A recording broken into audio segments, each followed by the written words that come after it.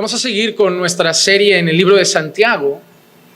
Y en el día de hoy les voy a pedir que abran sus Biblias en Santiago capítulo 4 y los versículos 6 al 10. Santiago capítulo 4 y los versículos 6 al 10. He titulado este sermón 6 instrucciones de Santiago para tu vida. 6 instrucciones de Santiago para tu vida. No son consejos míos, pero van a ser consejos que hoy lo llamaremos el pastor Santiago. Hoy lo vamos a llamar así. Porque de toda la carta de Santiago, creo que esta parte tiene un tono especialmente pastoral. Y cuando digo pastoral, me refiero al hecho de que un pastor no solo quiere inculcar doctrina en la cabeza de las personas. El mayor deseo de un pastor es que las personas vivan bien. Miren, hermanos, mi finalidad como pastor es que tú encuentres tu finalidad en Dios. Mi finalidad como pastor es que tú vivas la vida que Dios quiere que vivas para Él y para su gloria. Mi alegría como pastor no es solamente meter conceptos teológicos en tu cabeza. Mi alegría como pastor no es hacerte una biblioteca reformada. Hay un pastor, y lo llamo así porque a pesar de que su oficio era otro mucho más destacado, pero esa expresión es muy pastoral, que en una ocasión dice: no hay mayor gozo que este, que saber que mis hijos andan en la verdad. Porque el mayor gozo de un pastor no es tanto lo que sabes, sino lo que vives. Porque ¿de qué me valdría a mí que hayamos llenado en 2-3 años vuestra cabeza de la mejor teología y os estéis separando, peleéis en casa, eduquéis mal a vuestros hijos, tengamos mal testimonio en el trabajo y en la sociedad? ¿De qué me vale? Ante los ojos de Dios, no van a hacernos mañana, hermanos, un test teórico. La Biblia nunca ha dicho que seamos medidos por cuánto sabemos. Pero la Biblia habla constantemente que rendimos cuentas por nuestras obras. Hermanos, nosotros debemos buscar sabiduría en Dios. Y como dijimos, la sabiduría en Dios significa aplicar lo que hemos aprendido. Sabiduría no es tanto cuánto sé, sino cuánto aplico lo que sé. Todo el mundo sabe que la carretera tiene un límite a lo mejor de 100, pero el necio va a 120. Porque el necio sabe, pero no hace. Pero el sabio sí que lo hace. Hace, no sé, unos días estaba hablando con alguien que dijo: pero no podemos hacer esto porque si la policía nos ve. Sí, me acuerdo, estaba llevando gente en mi coche hasta la estación de tren, unos chicos. Y el de adelante no, se puso a mi lado, un chico que estaba llegando a la estación, y no se puso el cinturón de seguridad. Y el de atrás le dijo: ponte el cinturón, que si te para la policía nos va a multar. Pero aproveché, no eran creyentes, para decirle: pero es que no te lo tienes que poner porque nos va a parar la policía. Te lo tienes que poner porque es lo correcto. Porque aunque te dijera no va a haber policía de aquí a la estación, te lo deberías poner igual. El mundo actúa de esa manera. El mundo no teme las normas, teme el castigo. Estoy convencido de que muchos hombres serían infieles si tuvieran la garantía de que eso no les costaría el matrimonio. Pero el miedo a perder la esposa y la familia muchas veces los frena. Estoy seguro de que muchas leyes serían incumplidas si no hubiera castigo. Estoy seguro de si la sociedad nos dijera: por un día la cárcel no se abre y nada es penalizado, acabaríamos siendo como aquella famosa película que se llama como La Purga o algo así, en la que la gente empieza a matar y a hacer de todo durante un día entero.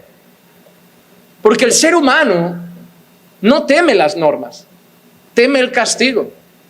Hay muchas personas que solo corren a la iglesia no por amor a Dios, por miedo al infierno.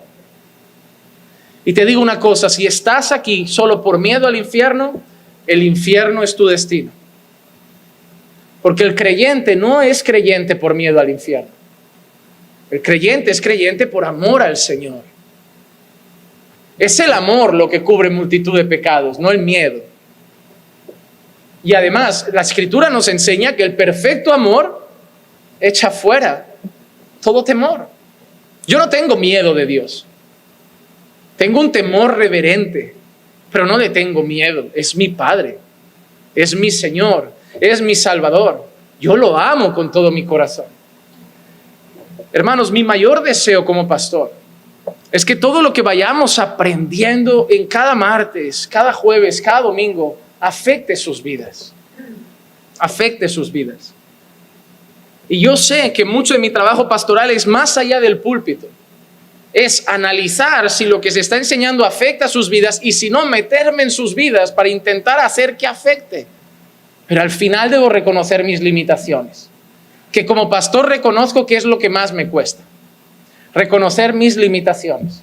Porque todos los pastores en algunos momentos tenemos complejo de Superman. De creer que vamos a salvar a los miembros de la iglesia, que vamos a conseguir que se salven. Pero al final debemos reconocer que ni el que planta es algo, ni el que riega es algo. Que el único que es algo es Dios que da el crecimiento.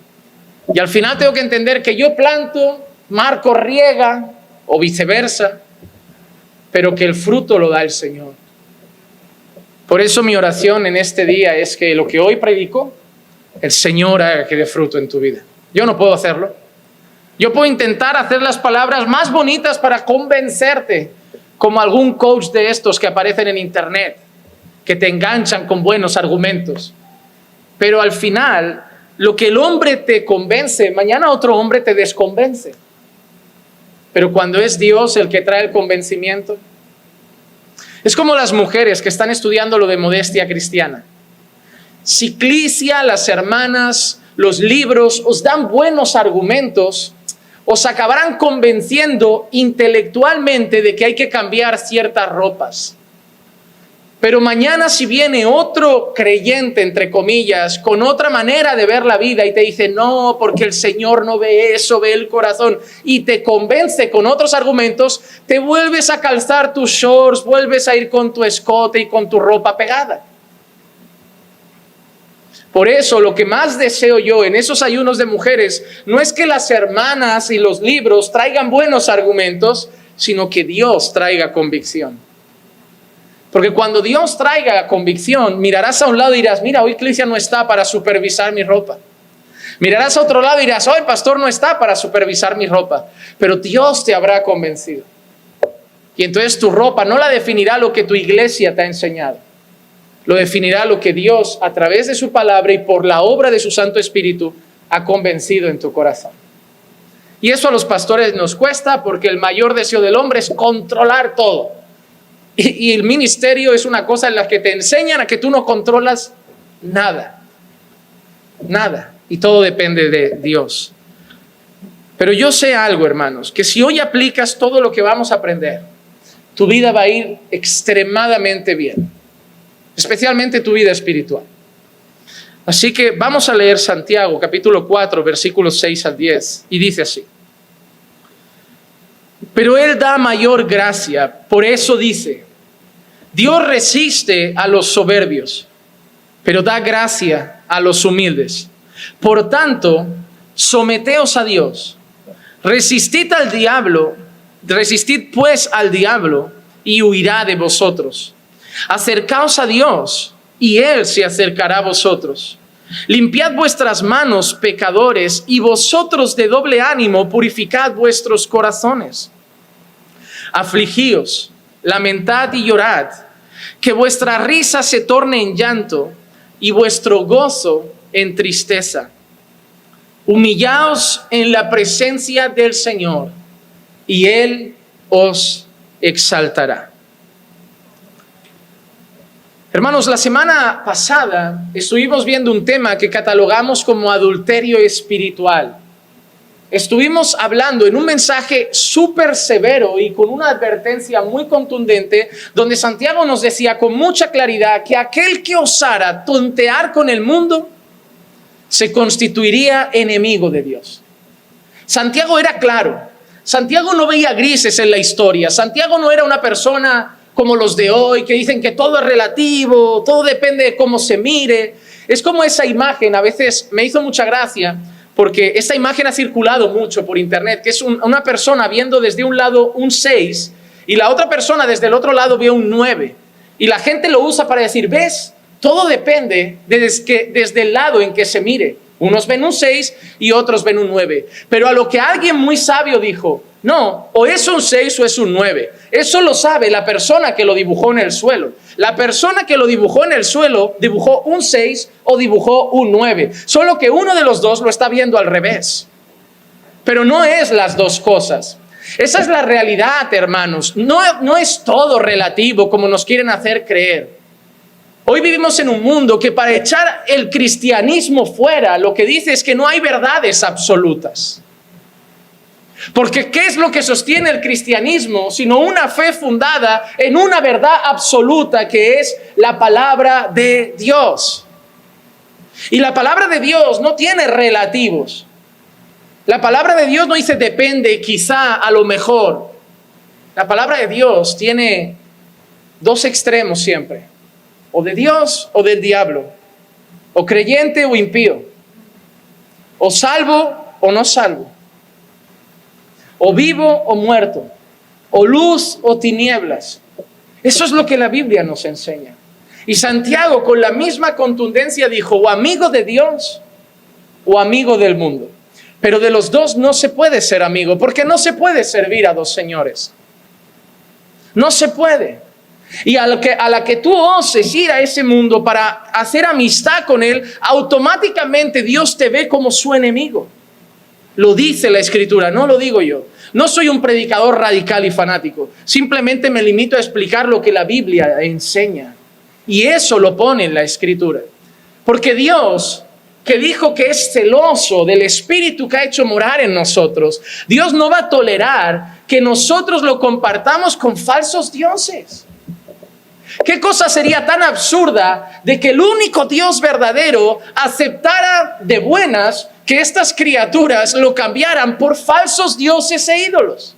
Entonces Dios dice, ¿queréis lo falso? Ok, pero vosotros y yo somos enemigos entonces. Justo después de ese mensaje, Santiago trae lo que yo creo que es una de las partes más pastorales de su carta por precisamente lo que he dicho antes. Porque da consejos e instrucciones para la vida de los creyentes. Lo que vamos a ver hoy no son cosas teológicamente muy profundas, pero son consejos puramente prácticos. Nada de lo que voy a decir hoy no lo saben.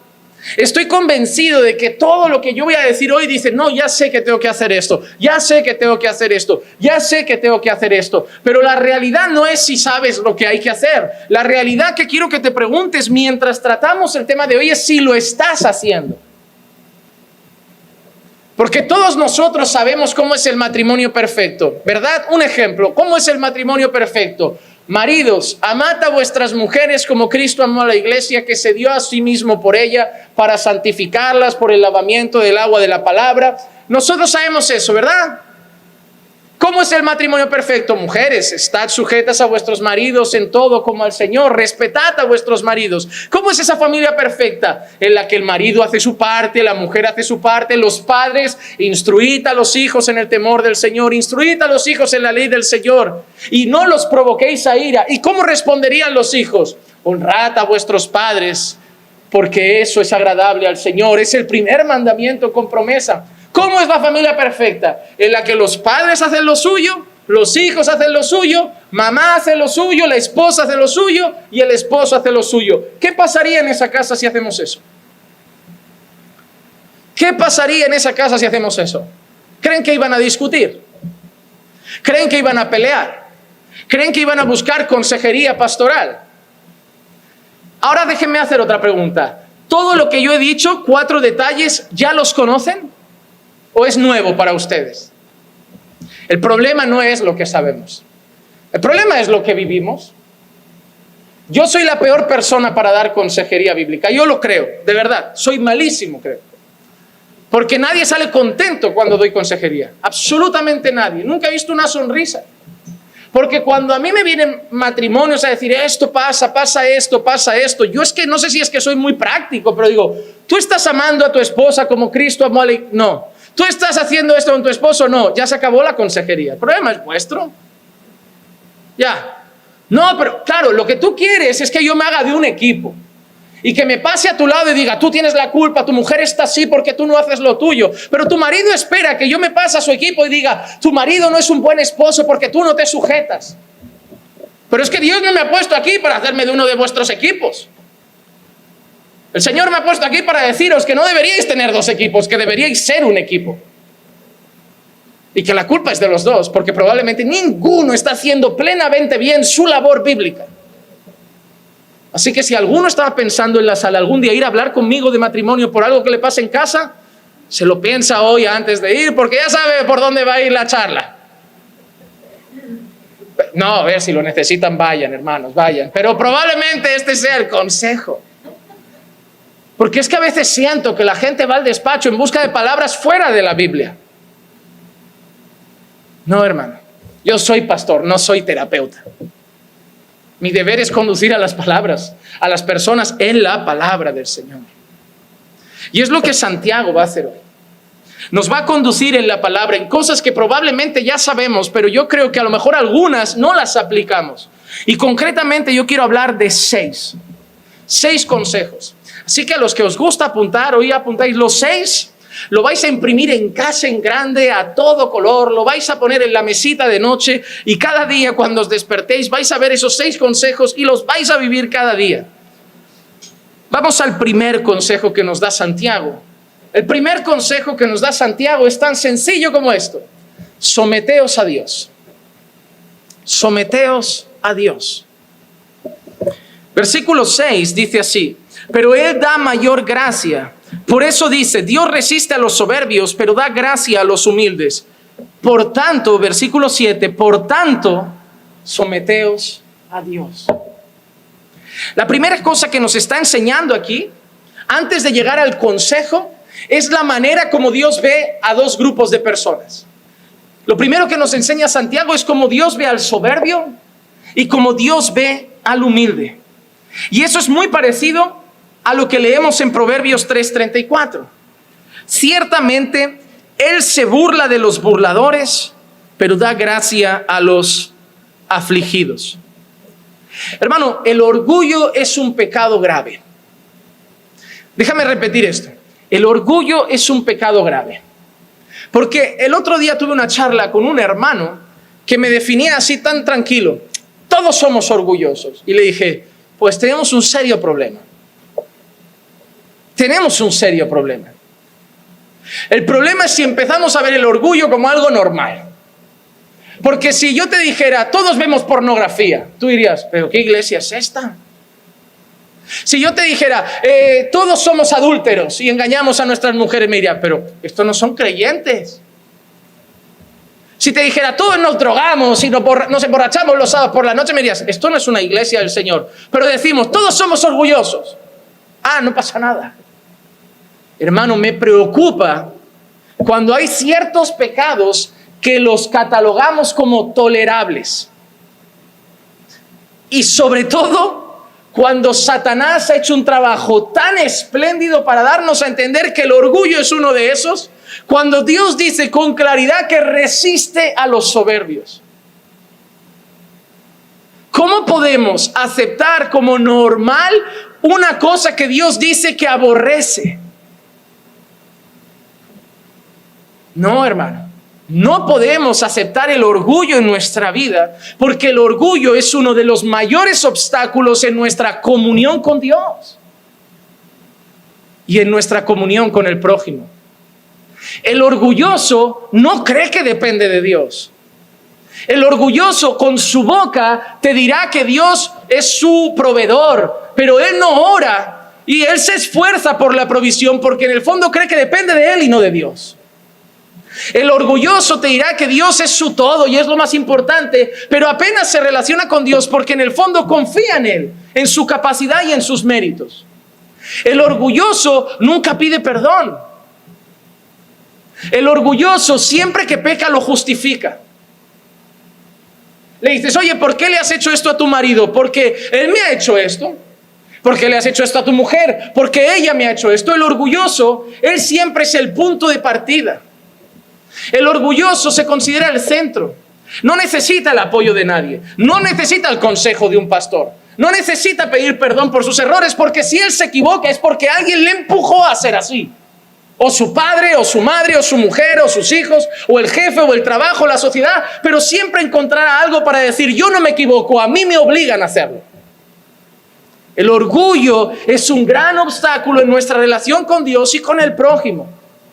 Porque el orgulloso nunca puede estar entre creyentes. Porque el creyente es un pueblo que se corrige constantemente cuando vemos un pecado. Y el orgulloso acabará rechazando esa comunión porque no acepta ser corregido.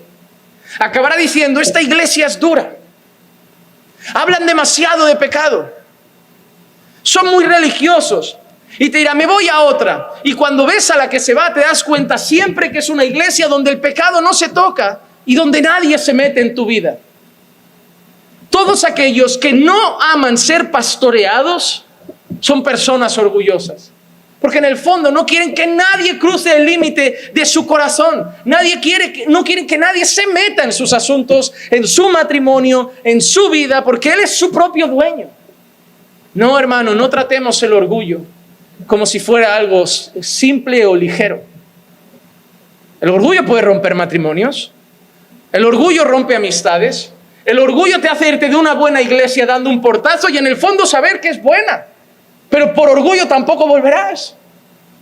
El orgullo es terrible, hermano. Y déjame decirte algo. Si no lo consideras como tal y si no luchas contra él, es posiblemente porque hayas sido infectado ya por su veneno. Porque el orgulloso nunca se ve orgulloso.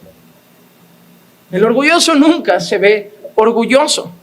Pero lo más duro de esto es que dice la palabra que el Señor resiste al orgulloso.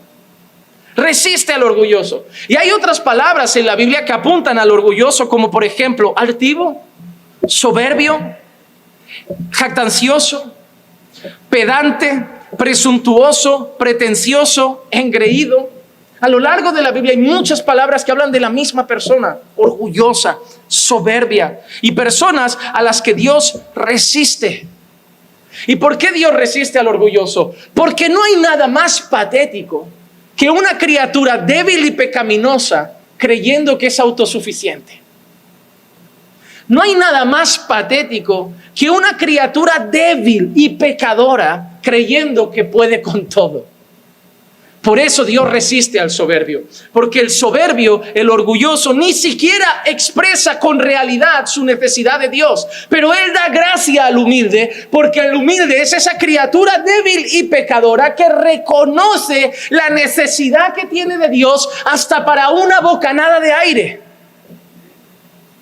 Porque el humilde es ese ser pequeño que reconoce su miseria y que sabe que si ahora escucho un papame en el pecho, es por la gracia de Dios y no porque merezco estar vivo. El humilde sabe que va a pedir a Dios fuerzas para una jornada de trabajo y a la vuelta va a dar gracias a Dios por haberle dado fuerzas en el trabajo. Y luego va a ponerse a comer y dará gracias porque sabe que la comida no es fruto de su trabajo, sino de la provisión de Dios. Y dará gracias porque sabe que otros no comen, pero él sí, por la gracia de Dios y no por su mérito. Y luego verá llegar a su esposa y a sus hijos y dará otra vez gracias a Dios sabiendo que su familia no está sostenida por él, sino por la gracia de Dios. Y se acostará esa noche y volverá a dar gracias porque sabrá que si terminó el día con vida fue gracias a Dios y no a él mismo. Y se levantará por la mañana al día siguiente dando gracias al Señor porque sabe que si no ha muerto de un infarto por la noche, no es porque él mismo se protege mientras duerme, sino porque Dios vela por los suyos aun cuando están dormidos. Ese es el humilde, el que sabe que en todo depende del Señor y que nada depende de la fuerza de su propio brazo. Y eso es lo que Dios dice. ¿Cómo voy a agradarme de un soberbio que ni siquiera reconoce que me necesita? Lo puede hasta decir, pero no lo reconoce. Pero me agrado de aquellos que de corazón reconocen la necesidad que tienen de mí. Y una vez el Señor nos pone en esa escena, ahí empiezan los consejos de Santiago. Y en el versículo 7, Santiago dice, por lo tanto, porque deberíais ser humildes, porque sois débiles, porque sois pequeños, por lo tanto, entonces, someteos a Dios. Y ese es el primer consejo. de los 6 que te voy a dar hoy. Sométete a Dios. Sométete a Dios. Hermano, la palabra someteos viene de una palabra griega que se llama hipotazo. Esa palabra griega representa ponerse bajo la autoridad de algo. La palabra someteos aquí es una palabra que representa orden jerárquico y ponerte bajo a alguien que manda más. La palabra someteos podría aplicar a ese soldado que decide ponerse bajo las instrucciones de un general, o un marinero que decide ponerse bajo las instrucciones que le da el capitán del barco. Y Santiago pide que nosotros hagamos eso con el Señor.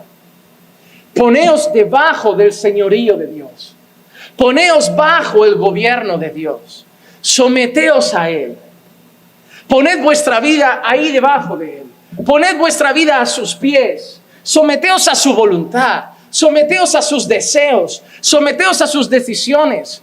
No vengáis a la iglesia a decir, cumple mis deseos. Ven a la iglesia a decir, yo someto mis deseos a los tuyos.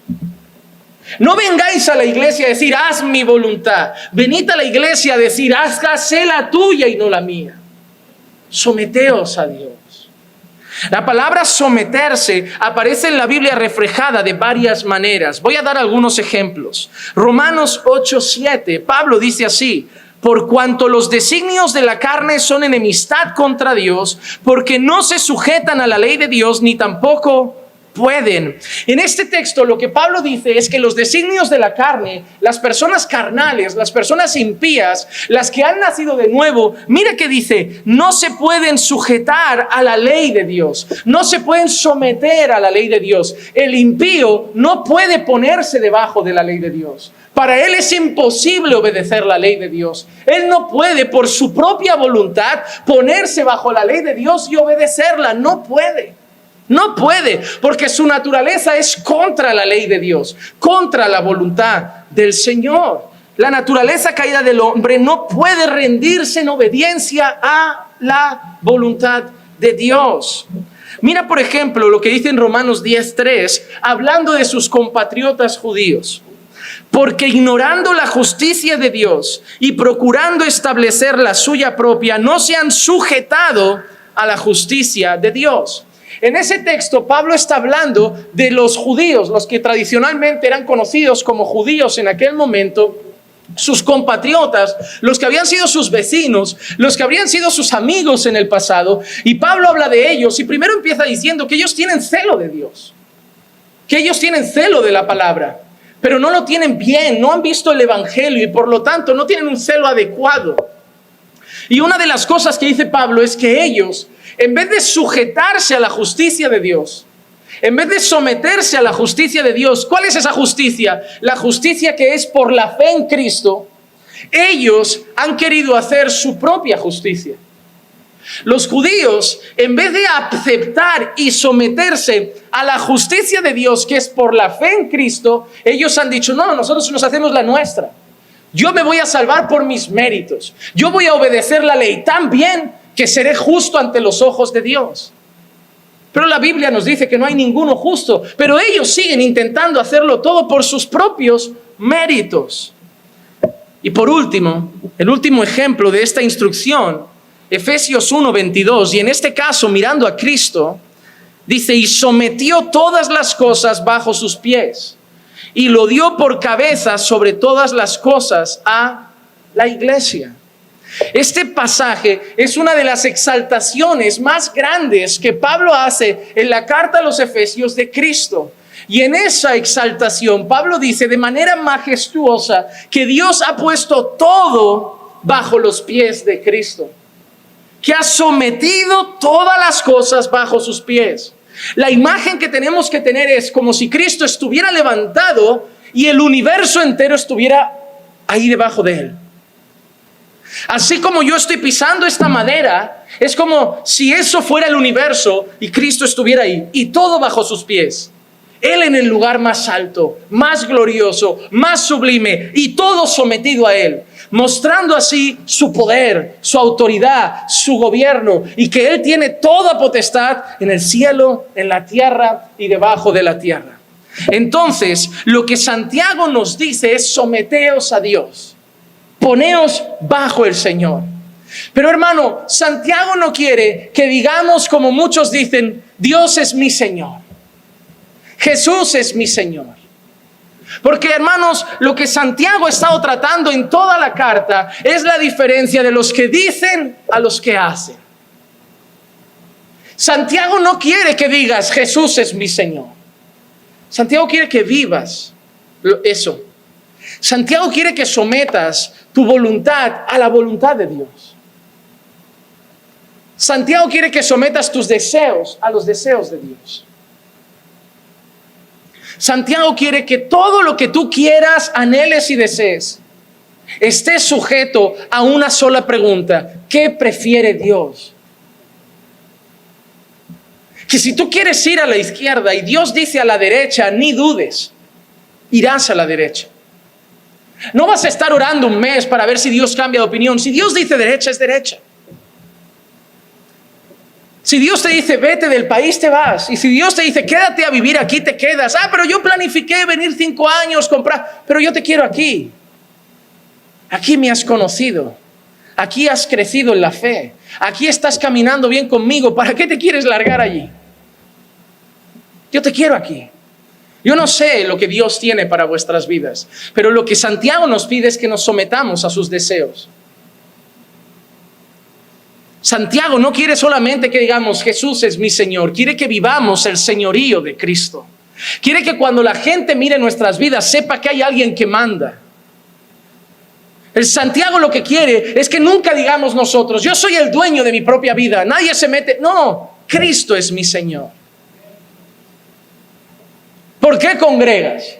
Porque Dios dice: no dejando de congregar como algunos tienen por costumbre. ¿Por qué oras? Porque Dios dice: orad sin cesar.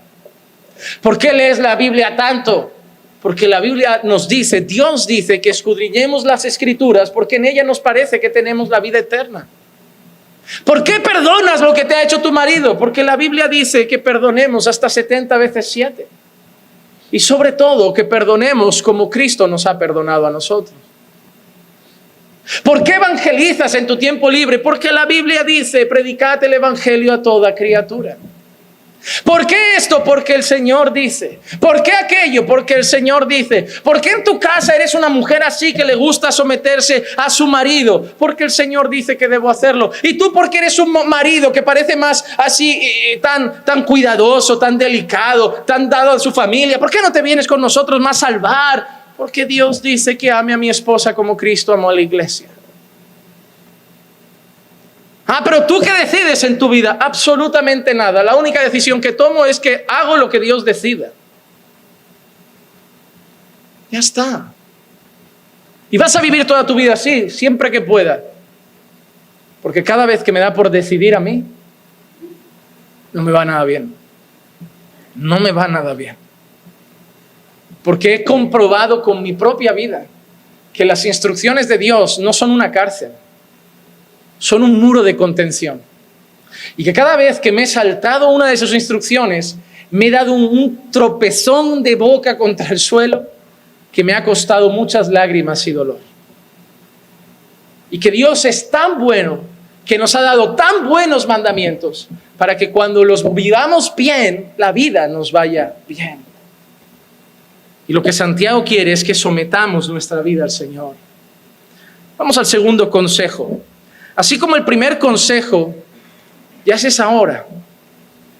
Y son 6. No voy a ver cómo lo hago. Tranquilos, hermanos. Mañana, ¿quién trabaja? El segundo consejo, así como el primero apuntaba a Dios, nuestra relación a Dios, nuestra actitud hacia Dios, el segundo apunta al enemigo de nuestras almas. El segundo consejo de Santiago es: resiste al diablo. Santiago sigue diciendo en el versículo 7, resistid pues al diablo y huirá de vosotros. La palabra resistir en este caso significa soportar o oponerse más bien.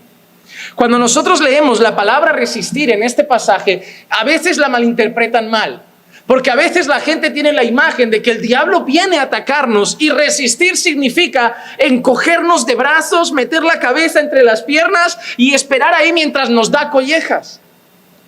Es como que estamos ahí encogiditos mientras nos tiran piedras. Pero la palabra resistir aquí no tiene una actitud pasiva de, ay, yo me pongo así y aguanto los golpes del diablo y los resisto. No, la palabra resistir aquí significa oponerse con firmeza, oponerse con fuerza. Significa una actitud activa. Más bien sería esto. Es como si el diablo viniera a empujar hacia adelante y tú fueras con toda tu fuerza a empujar en contra. Es como si estuvieras echándole un pulso. Es una actitud activa de lucha contra los ataques de Satanás. Y lo que dice Santiago es que debemos resistir al diablo. Tenemos un ejemplo en nuestro Señor Jesucristo. Mateo capítulo 4, versículo 10 y 11 dice: entonces Jesús le dijo: vete, Satanás, porque escrito está, al Señor tu Dios adorarás y a Él solo servirás. El diablo entonces le dejó, y aquí ángeles vinieron y le servían. El Señor Jesús no escuchaba las tentaciones de Satanás y se quedaba callado, así como, ya se irá, ya se irá, ya se irá, ya se irá, ya se irá. Señor, haz que se calle esa voz, Señor. No, no hizo eso. Cuando llegó con una tentación, Él lo combatió con la palabra. Él lo combatió con las escrituras. Tú me vienes a tentar, yo estoy listo para el combate. Yo estoy listo para la guerra. El Señor me ha ungido con su Santo Espíritu. Estoy preparado para la batalla. A ver, hermanos, no me confundan ahora y se vayan esta noche a casa a hablar con el diablo. No, vengo aquí a hablar contigo porque hoy el pastor me ha dicho que te resista. Ven para la guerra. No he dicho eso. No he dicho eso. No, es que hay gente que a veces veo cómo la gente reacciona a mis enseñanzas y me cuestiono qué estoy enseñando.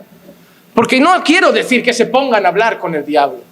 Pero lo que este texto sí me enseña es que el diablo ataca. La Biblia habla de artimañas de Satanás, de los dardos del enemigo. Y lo que debemos hacer es ponernos firmes en la batalla. No estar esperando mientras los dardos llegan, sino luchar en la guerra. Dios nos ha dado toda la armadura de Dios para resistir las acechanzas del diablo. Nos ha dado palabra, nos ha dado oración, nos ha dado ayuno, nos ha dado herramientas para estar firmes para la guerra. Yo no oro con el diablo, yo no le estoy diciendo, Satanás, vete, yo te reprendo. No hablo con él, yo hablo con Dios. Él viene con sus tentaciones, él viene con sus artimañas, pero mi deber no es hablar con él. Yo lo ignoro, yo sé que está, pero no le hago caso. Porque yo oro al Señor, busco en la palabra, leo la palabra, ayuno, busco siempre agradar al Señor en todo y así resisto sus ataques. ¿Cómo resisto las tentaciones del enemigo que busca tentarme con cosas que pueden venir de mi propio corazón, de mis propias concupiscencias? Buscando en la palabra, orando al Señor y resistiéndolas con firmeza. No esperando quieto, a ver, tarde o temprano voy a caer, sino usando las herramientas que el Señor me ha dado para estar firme en la batalla. Resistir significa combatir contra algo. No significa agachar la cabeza mientras somos atacados. Hay otra vez que se usa la palabra resistir en otras ocasiones y no referida al diablo, pero me parece interesante mencionarlas. Hechos capítulo 6 y versículo 10 dice: pero no podían resistir a la sabiduría y al espíritu con que hablaba. En esa escena, tenemos en escena a Esteban. Esteban está predicando el evangelio lleno del Espíritu Santo. Y están ahí escribas y fariseos judíos escuchando el mensaje del evangelio, llenándose de odio contra Esteban. Y en ese momento Lucas escribe que no podían resistir la sabiduría y el espíritu con que hablaba. ¿Qué quiere decir esto? No podían aceptar sus palabras, odiaban su mensaje, pero no podían oponerse a ellas. No les gustaba lo que oían. No lo aceptaban en su corazón, pero no se podían oponer porque eran palabras llenas del Espíritu Santo y de sabiduría. Y los judíos no tenían cómo combatirlo. Por eso lo callaron a pedradas. Porque no había argumentos contra Esteban. No había nada que decir contra Esteban. Y solo pudieron tomar piedras y matarlo. Cuando nosotros predicamos el evangelio, el resultado al final puede ser la cárcel. Porque ellos no pueden resistir la poderosa palabra de Dios. Y solo pueden encerrarlos. Pero bueno, como dijo también un gran hombre una vez, ¿no? Nosotros podemos estar presos, pero la palabra no. Nadie le puede poner grilletes al evangelio. Tú puedes meter 100 cristianos en la cárcel, pero la Biblia siempre seguirá en las calles. Y hay algo que es glorioso, y es que Dios siempre ha usado la persecución para expandir todavía más el evangelio. Hay otra vez en la que aparece la palabra resistir, y en este caso ya no es contra la palabra, sino contra la voluntad de Dios. Mira lo que dice Romanos 9:19.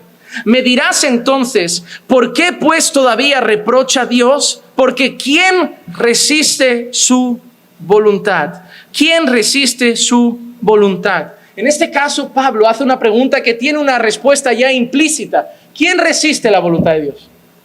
¿Quién? ¿Quién puede oponerse a la voluntad de Dios? Si Dios dice, voy para adelante, ¿quién le puede hacer así a Dios? Él nos ha dicho que le hagamos así al diablo. Pero ante Dios, ¿quién se pone así? Ni el mundo entero, ni Satanás y sus demonios frenan la voluntad de Dios.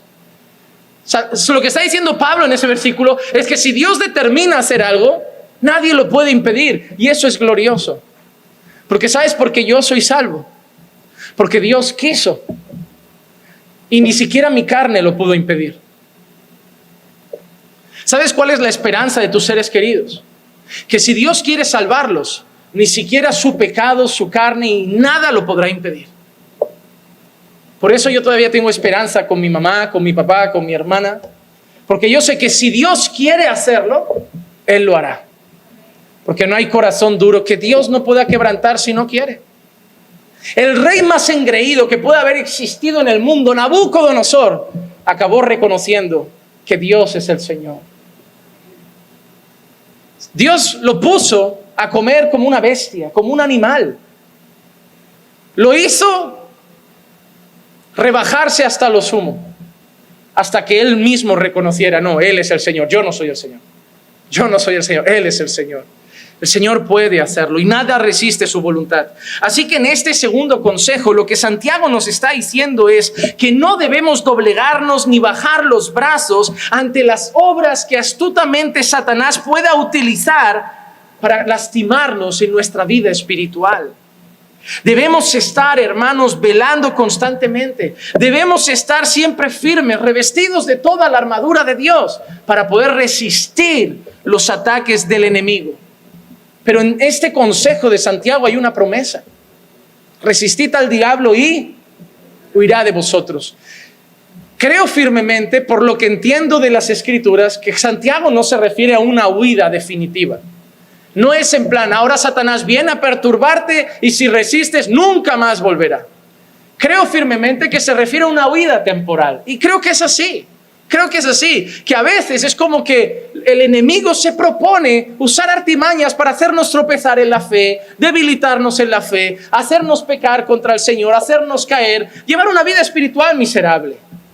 Y nosotros somos llamados a resistirlo para estar firmes. Llegará un momento y dirá, voy a por otro rato, ya volveré. Pero sí que volverá, porque Satanás siempre andará como león rugiente, buscando a quien devorar. Pero al menos Santiago nos da esa esperanza que al menos temporalmente Él huirá de vosotros. Satanás no se va a pasar toda la vida, 24 horas al día, todos los días de la semana, todos los segundos contra ti, contra ti, contra ti. Porque si no, Santiago, ¿por qué dice esto?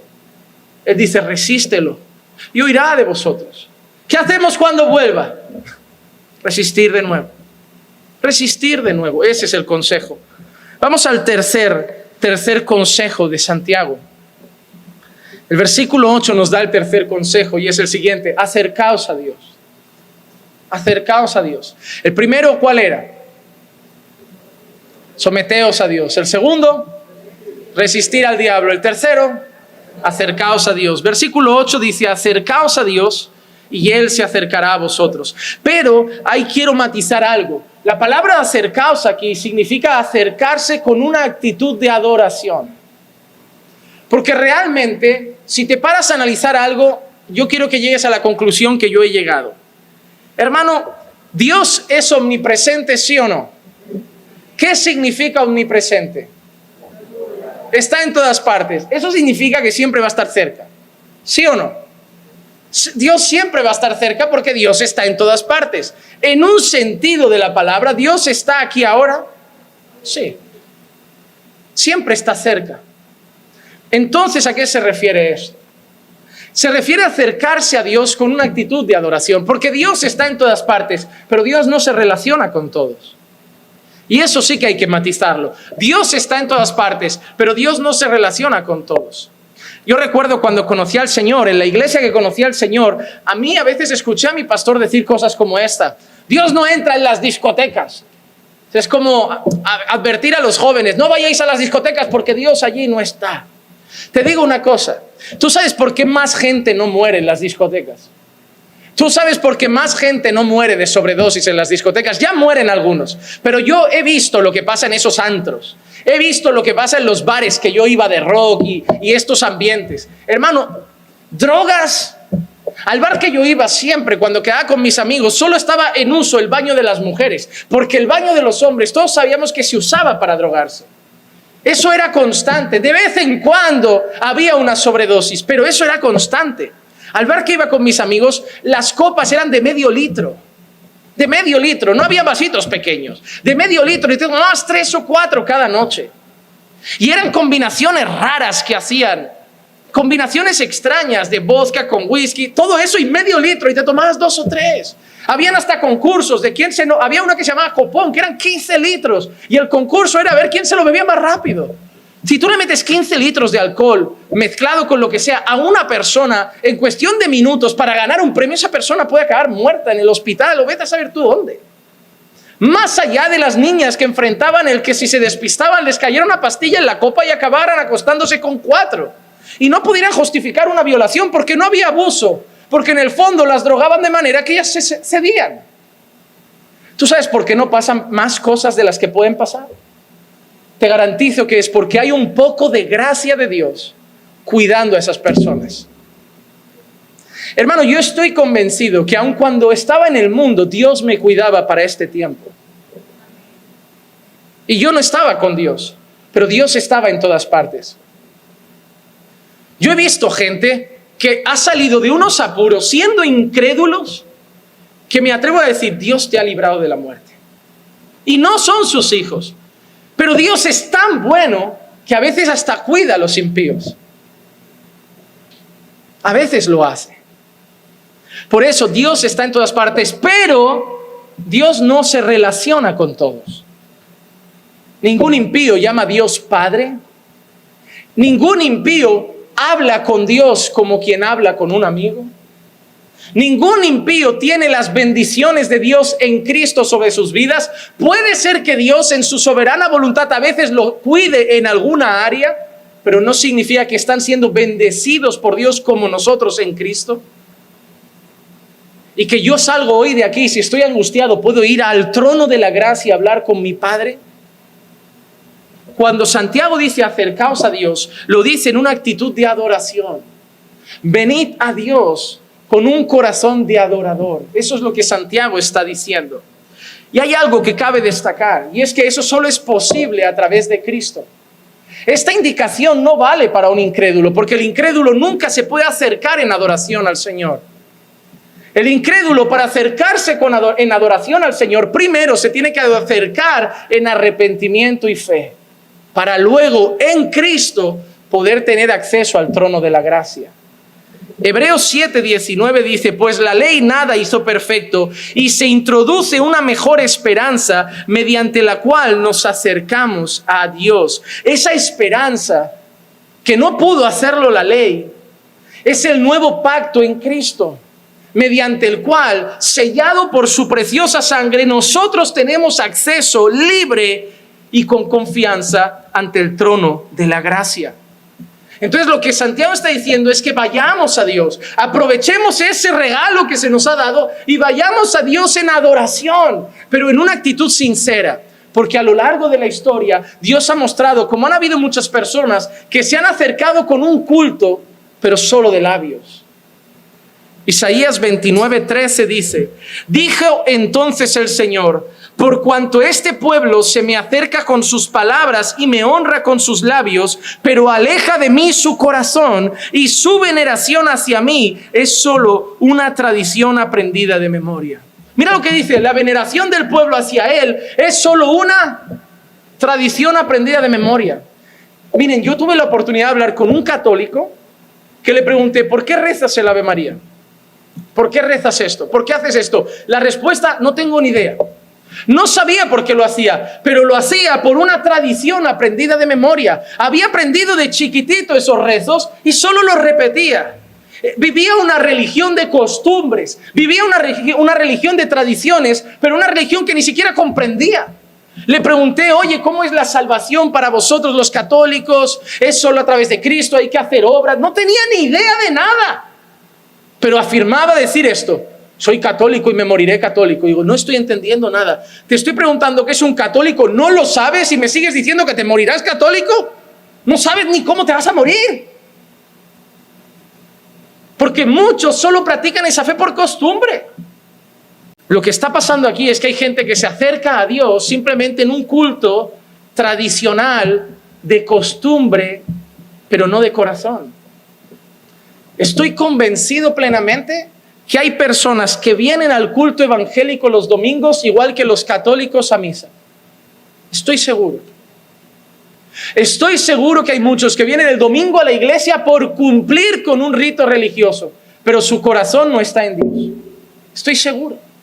Estoy seguro que cantan porque se tiene que cantar, levantan las manos porque la levanta la gente y dicen amén porque se dice esto. Pero estoy convencido que hay muchos que tienen aquí el cuerpo, pero el corazón no. Que simplemente quieren quedarse tranquilos porque si esta semana vuelvo a ir a la iglesia y me muero, seguro que me voy con el Señor porque pasé el domingo por el culto.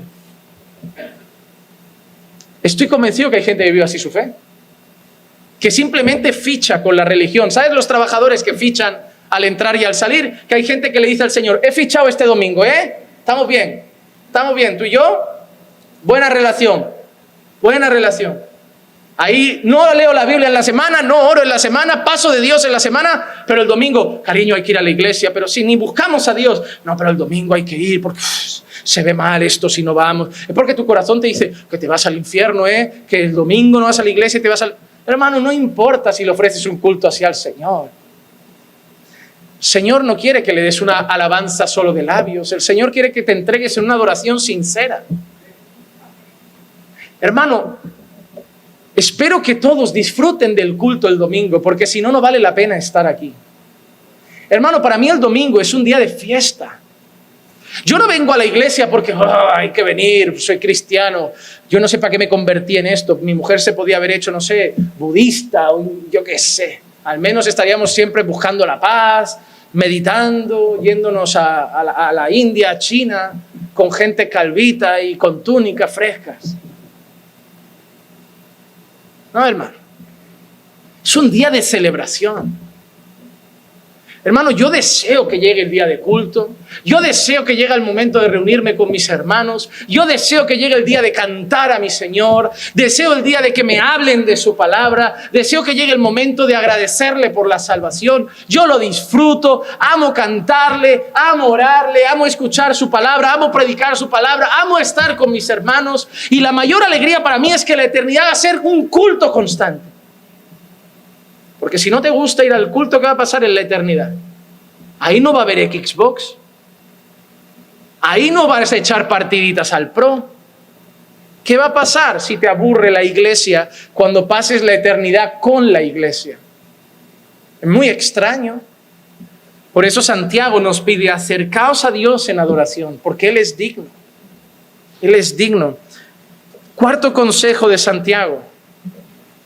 Limpiaos de toda inmundicia. Limpiaos de toda inmundicia. Mira lo que dice ahora. Limpiad vuestras manos, pecadores, y vosotros de doble ánimo purificad vuestros corazones.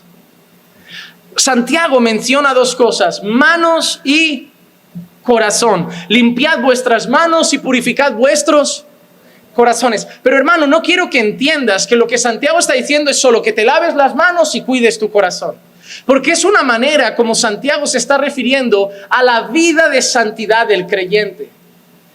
Pero antes de explicarte eso mejor para que lo veas, quiero que entiendas cuál es el enemigo número uno del crecimiento en santidad. El doble ánimo. Mira lo que ha dicho Santiago. Vosotros de doble ánimo purificad vuestros corazones. Santiago, mira lo que nos había dicho en Santiago 1:8. siendo hombre de doble ánimo, inestable en todos sus caminos. Hermano, lo que más te va a obstaculizar crecer en santidad es ser de doble ánimo. Yo estoy convencido de que muchos de vosotros, cuando el domingo escucháis el sermón, o venís el martes o hoy jueves a la iglesia, salís de aquí diciendo, lo quiero dar todo al Señor, quiero darle mi vida, quiero leer su palabra cada día, quiero entregarme más. Estoy convencido de que muchos salís así. También estoy convencido de que cuando Pedro le dijo al Señor, yo jamás te negaré, creo que era sincero. Yo no creo que Pedro estuviera mintiendo. Yo creo que en ese momento Pedro era sincero. En ese momento Pedro dice, no, yo contigo hasta el final. Pero Pedro luego tuvo miedo. Y yo creo que muchas personas, cuando son impactados por la palabra, se levantan el domingo diciéndole a su mujer, voy a cambiar, voy a ser un sacerdote de casa. A partir de ahora nuestra familia va a ser un culto constante. Pero llega el lunes y viene el doble ánimo.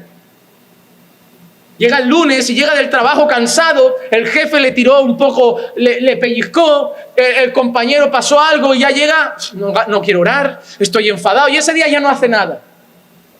Y ese doble ánimo hace que ese deseo que era sincero se empiece a apagar. Y su familia pasen 7 días y la mujer lo mira y le diga, esto sigue igual, ¿y lo que me prometiste? De que íbamos a leer la Biblia, íbamos a orar, íbamos a hacer culto, ya no ibas a gritar, ibas a ser diferente. ¿Qué pasó? ¿Eres un mentiroso? No, no soy un mentiroso, porque cuando te lo dije era lo que quería. Pero soy inconstante. Y como soy inconstante, nunca lo hago. Lo que más nos obstaculiza a crecer en santidad es la falta de disciplina, hermano, el doble ánimo. El doble ánimo. Estoy seguro de que muchos de vosotros queréis cambiar, pero no lo estáis consiguiendo porque sois de doble ánimo. Porque hoy queréis y mañana os da el bajón y os acabáis distrayendo con otras cosas. Y lo que Santiago está diciendo es que luches contra ese doble ánimo para poder limpiarte, purificarte. El Salmo capítulo 24, versículo 3 y 4 dice, ¿quién subirá al monte del Señor? ¿Y quién podrá estar en su lugar santo? El de manos limpias y corazón puro. ¿Qué ha dicho Santiago? Limpiaos vuestras manos y purificad vuestro corazón. ¿Qué dice el Salmo? ¿Quién estará ahí arriba? El de manos limpias y el corazón puro, el que no ha alzado su alma a falsedad ni ha jurado con engaño. No solo manos limpias y corazón puro, pero eso es una manera de referirse a que manos exterior, corazón interior, aquel que cuida todo su ser en santidad. Esto es un llamado a seguir luchando con el pecado. Esto es un llamado a seguir santificándonos. Esto es un llamado a ser sensibles al pecado y a luchar contra él, a mortificarlo, a batallar y a crecer en santidad y en piedad a la imagen de Cristo.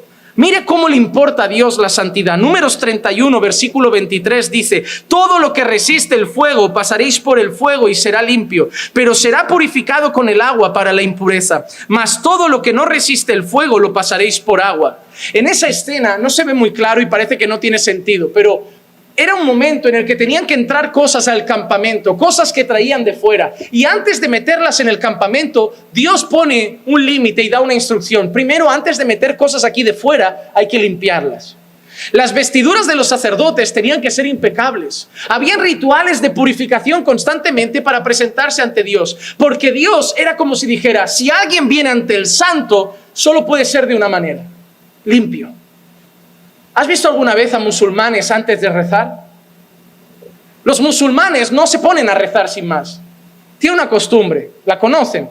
Se limpian las manos, los pies, el cuello, porque según las vestiduras que llevan es lo que está fuera y lo que se puede haber ensuciado. Manos, pies y cabeza. Y el resto no, porque va tapado por ropa.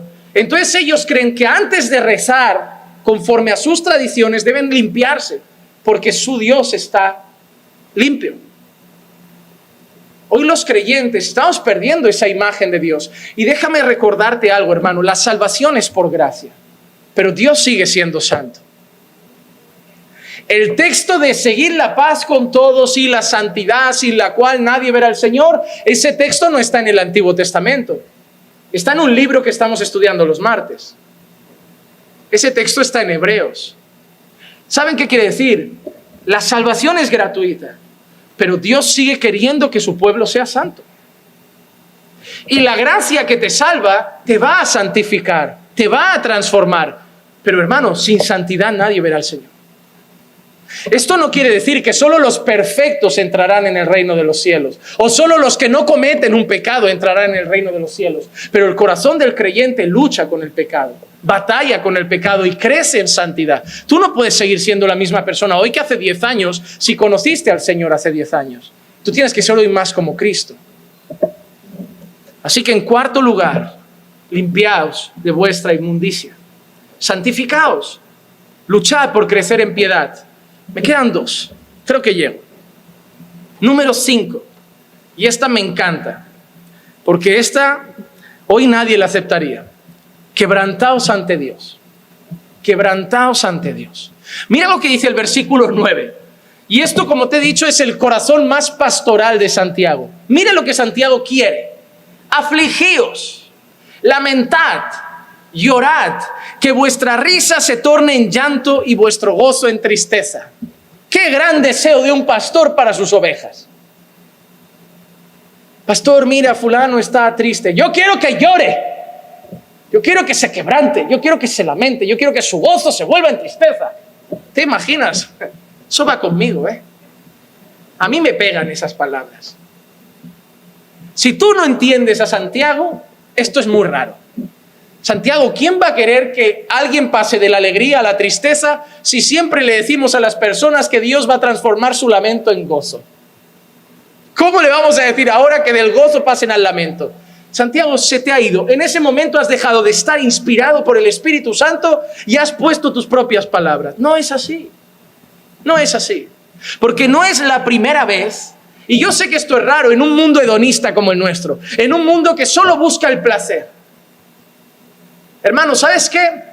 Yo he hablado con otras iglesias que cuando le pregunto a las personas por qué están ahí, me suelen decir, porque me siento bien, porque me hacen sentir bien. Pero todos los que se apuntan al curso de membresía, cuando le preguntamos por qué quieres Caminando por Fe, dicen una cosa, por la palabra. No me importa si me hace sentir mal, pero es la palabra de Dios. Hermano, vivimos en un mundo en que si el matrimonio no me sienta bien, me divorcio. Si mis padres no me hacen sentir bien, siempre me independizo. Si esta iglesia me hace sentir bien, mientras yo sea alguien que aquí su ombliguito está satisfecho, bien. Si no, me marcho a otra, ¿eh? Y así vivimos, porque nos están volviendo una generación consentida y mimada. Pero para Dios a veces la tristeza es buena. Miren, no es la primera vez que Dios pide que alguien se quebrante. Mira lo que dice Joel capítulo 2 y versículo 12. Aún ahora, declara el Señor, volved a mí de todo corazón, ¿con qué? Con ayuno, con llanto y con lamento. Porque el Señor está pidiendo a través de Santiago que lloremos, que tengamos momentos de tristeza. Hermano, Dios sabe que tú vas a fallarle. Dios sabe que tú vas a pecar. Y Dios solo espera de ti, cuando falles a Dios, una sola cosa: que llores. Que llores. Porque eso es lo que está diciendo el profeta Joel. El profeta Joel está diciendo, rasgad vuestros corazones. Y la palabra rasgad es como coger una ardaga, un cuchillo, clavarlo y arrastrar hacia abajo, partiendo el corazón en dos. Eso es lo que Dios quería que hicieran. Porque había una costumbre allí que era rasgar las vestiduras. Cuando había duelo, se rompían las vestiduras. Y Dios dice, ya me he cansado de tanto teatrillo de, ay, estoy triste. Rasgate el corazón y no lo de fuera. Que fuera hacéis a veces mucho espectáculo y por dentro no estáis arrepentidos. El Señor lo que está diciendo es que quiere que cuando pequemos, que cuando nos equivoquemos, que va a pasar, que no tengamos remordimiento, que duela nuestro corazón. Que duela nuestro corazón. Hermano, la tristeza a veces es buena. La tristeza a veces es buena. Mira lo que dice 2 Corintios 7:10. Porque la tristeza que es conforme a la voluntad de Dios, la tristeza que es conforme a la voluntad de Dios, ¿qué dice? Produce un arrepentimiento que conduce a salvación sin dejar pesar. Pero la tristeza del mundo produce La tristeza del mundo viene cuando fracasas, cuando no tienes éxito, cuando pagas las consecuencias de tus pecados y ahí te deprimes, te das al alcohol, a la droga. Algunos quieren hasta tirarse por la ventana, porque es lo que produce la tristeza del mundo. Pero la tristeza de Dios trae salvación. Porque, hermano, antes de ser salvo, yo tengo que experimentar el dolor del pecado. Hermano, nadie se arrepiente con una sonrisa en la cara. Todos nos arrepentimos sintiendo vergüenza. A veces yo estoy predicando los domingos y veo gente que agacha la cabeza y a veces parece que la meterían entre las piernas. Se esconderían y yo sé que es vergüenza de cómo se sienten por la predicación, pero yo no voy a consolarlos. Es bueno. Significa que el Señor está apretando el corazón, los está haciendo sentir mal consigo mismos, pero eso va a producir buen fruto para su gloria. Yo no tolero y no entenderé cuando esas iglesias que todo el mundo sale sonriendo. Hay tanto que corregir en nosotros, tantos fallos que cometemos, tantas veces que ofendemos al Señor. ¿Cómo saldremos siempre sonriendo al ser expuestos a su palabra? Claro que muchas veces hay quebranto y duele, pero ese quebranto que es según la voluntad de Dios produce salvación, produce santificación.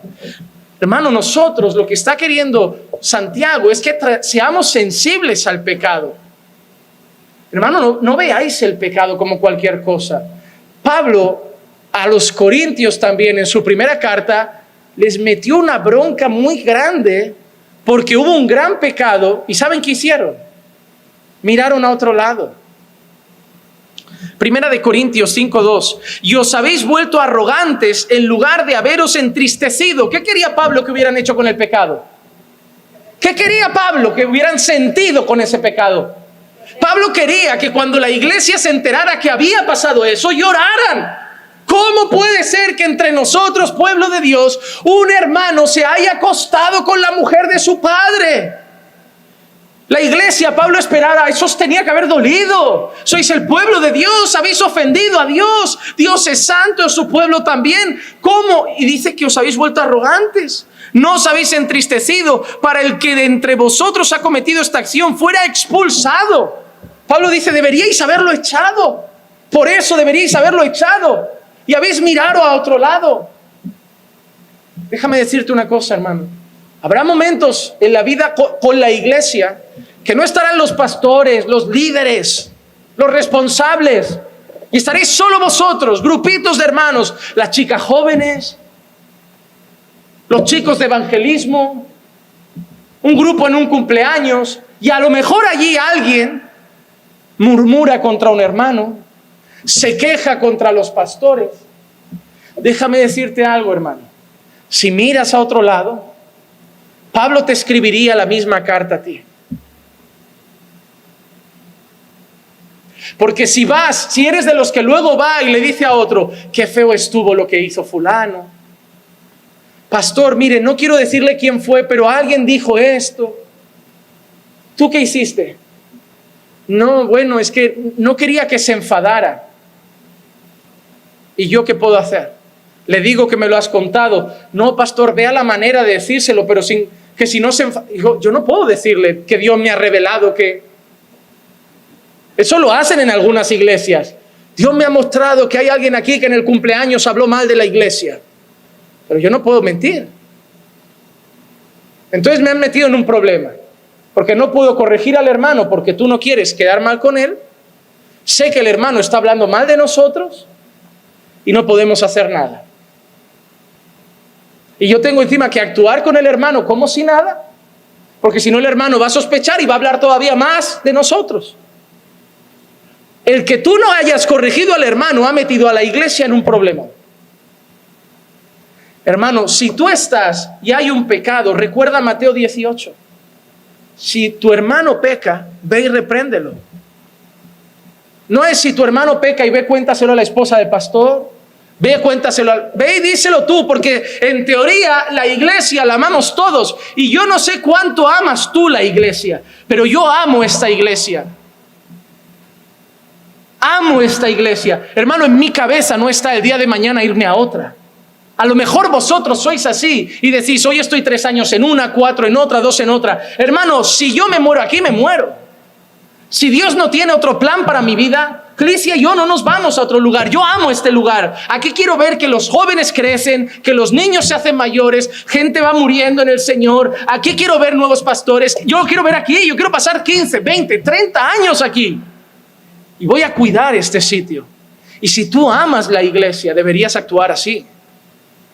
No por el bien del hermano, por el bien de la iglesia, pero sobre todo deberíamos hacerlo por la gloria de Dios.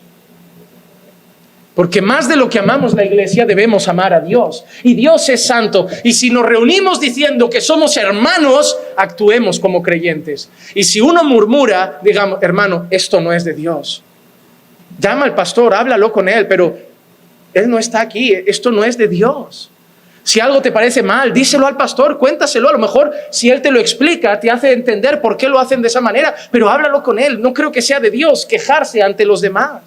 Esto puede sembrar discordia, divisiones o cualquier otro pecado. Ves que dos jóvenes tontean y sabemos que esos dos se escriben y nadie más los... Métete ahí. Es por el bien de su alma, es por la gloria de Dios. Hermanos, deben cuidar la santidad del pueblo porque representamos al Señor. Y claro que cuando los corrijan va a doler. Igual que cuando yo se lo hago a ustedes. Hay gente que se pasa un par de semanitas que me mira feo. Luego me vuelven a querer. Yo a veces llego a casa y digo a mi mujer, esta vuelve a estar cruzada conmigo. Esta ya me mira solo con un ojo.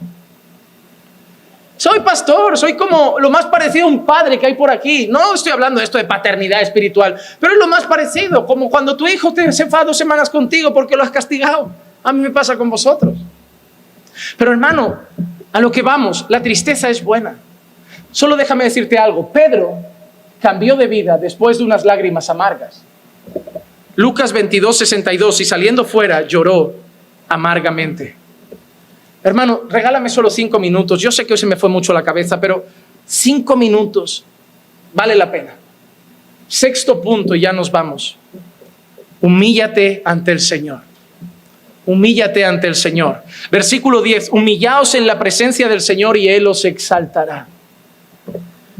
Hemos visto anteriormente cómo el Señor ha dicho que resiste a los soberbios y da gracia a los humildes.